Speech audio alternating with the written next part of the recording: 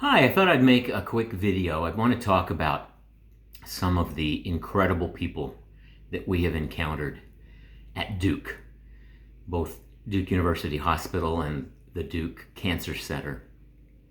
Some of you have been following along our journey on Facebook, and I just don't have time to type all of this up. But I did want to record something so that I'll remember it, and you might enjoy hearing some of this as well. So we were introduced to the Duke hospital system in the emergency room. We had already discovered that Valerie had a brain tumor and that we needed to have a biopsy. That would be the first step. And we had just discovered that, yet over the weekend, Valerie's symptoms began to worsen to the point that we were really concerned, and it seemed to be beyond what we could take care of locally. So we got in the car and we drove 3.5 hours to the Duke University Hospital, and we walked in the doors of the ER. And from that moment, it seems that everyone that we encountered treated us with such grace and dignity, and kindness. Everybody was just unbelievably kind to us. It seemed almost like we were treated as VIPs. At every turn, it seemed like we were being pushed to the head of the line. And maybe it's because they recognized the gravity of Valerie's situation, but maybe it's that they treat everybody that way. I don't know how. I don't know how it would be possible for them to treat every patient with the same level of kindness and grace that they have treated us. But maybe they do. Well, there were no beds available in the hospital. They wanted to admit Valerie, but no beds were available, so we spent the night in the emergency room. But while we were there, they were going ahead and scheduling the biopsy, which in the case of a brain tumor like this, it is actually a neurosurgeon who has to perform that procedure. It's a little brain surgery is what it is. They have to drill a hole in her skull and insert a needle, in this case very deep into the brain, in order to extract tissue from the tumor for a biopsy. And so that was being scheduled, and it happened the next morning, just like that. I was delighted to learn that the neurosurgeon who would be performing the biopsy was a world-renowned neurosurgeon, Dr. Alan Friedman, who pretty much wrote the book on brain surgery of this type, specifically for this kind of tumor, glioblastoma. And it gave me a lot of comfort to know that this was the man who was on our team to do this. I was eventually taken to a waiting room where to wait for Val to come out of surgery and be assigned a bed. And eventually that happened, and I was able to be with her in her hospital room, and she was still under the effects of anesthesia, so she was not terribly responsive for quite a while. But eventually the doctors came in to check on her.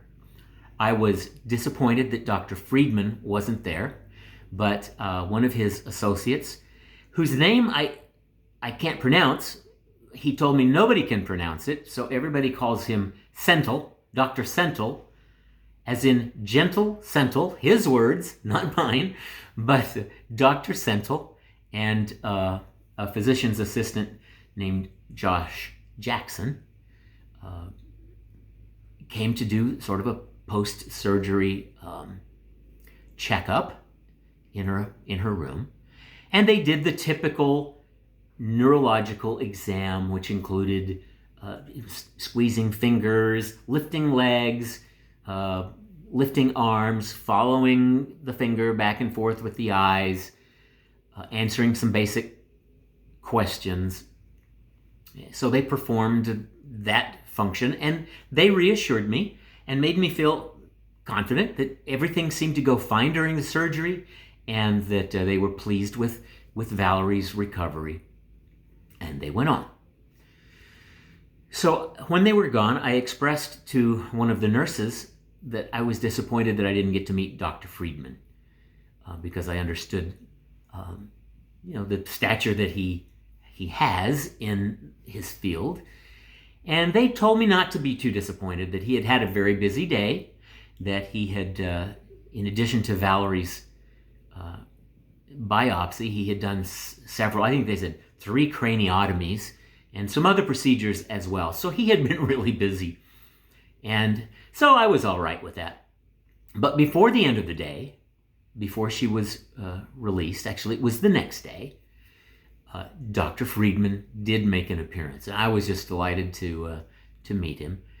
And it was just amazing to watch him interact with Valerie. Now she was still coming off of the anesthesia, so she had trouble responding to some things, but he did yet another neurological exam. Squeeze the fingers, follow my finger with your eyes, lift your legs, lift your arms.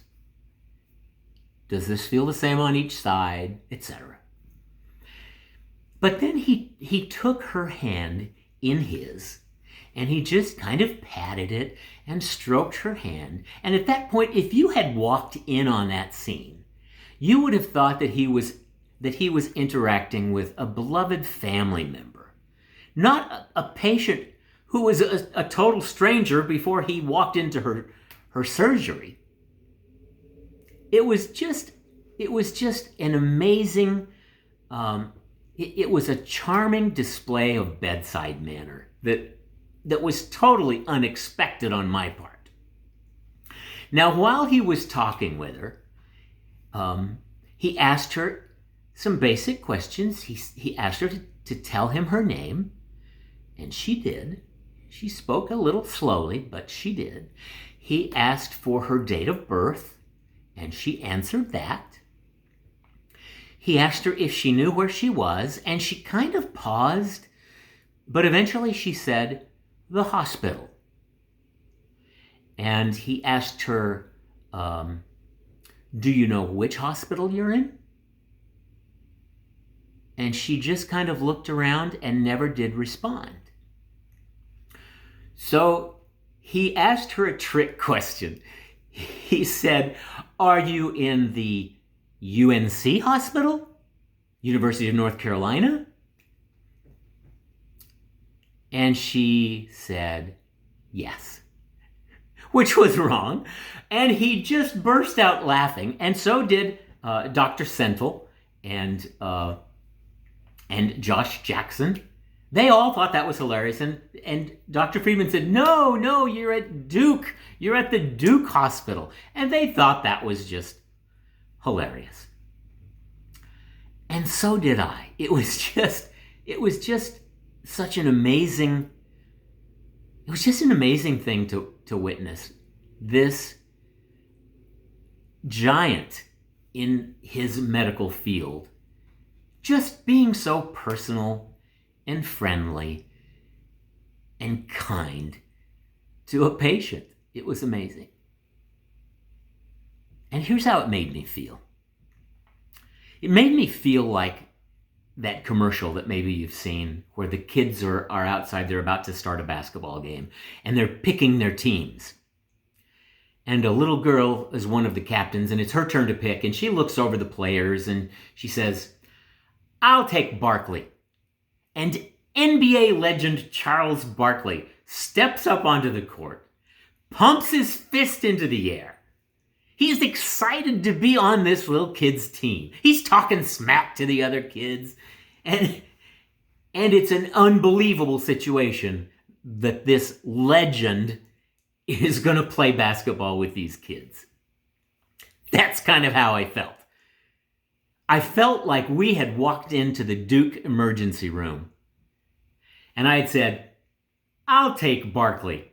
And Charles Barkley stepped onto the court and was willing to play on our team. Barkley, in this case, Dr. Alan Friedman. But it didn't end there. It wasn't just Barkley that came onto the court. And I would like to tell you, and I'll probably make a couple of more videos to talk about the other departments, the oncology team and the radiology team, because they provided players too. So along with Charles Barkley came Michael Jordan and Magic Johnson and Larry Bird and John Stockton. These amazing players. It was the dream team that we have had the awesome pleasure of playing with at Duke. It's just unbelievable.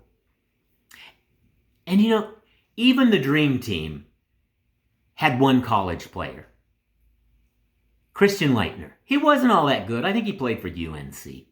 No, it was Duke. It was Duke. Dr. Friedman, that was for you. And the Duke team has lower tier players that we've encountered too, that have all been amazing. The unpaid volunteer who walked me from one waiting room to the waiting area where Val would be taken to her room was kind to me.